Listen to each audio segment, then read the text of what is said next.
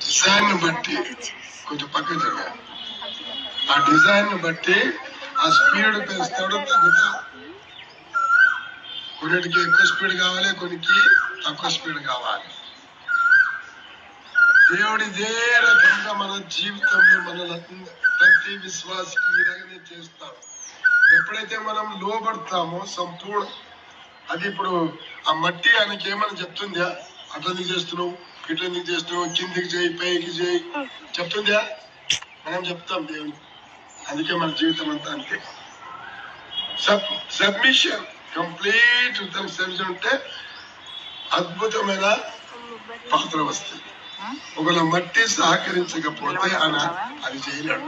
మట్టి ఒక్కరుగా ఉండి నాకు అట్లా చేయి ఇట్లా చేయి, ప్రభా అది వద్దు నాకు ఇది వద్దు అని అంటే పాత్ర రాదు, యోగ్యమైన పాత్ర రాదు.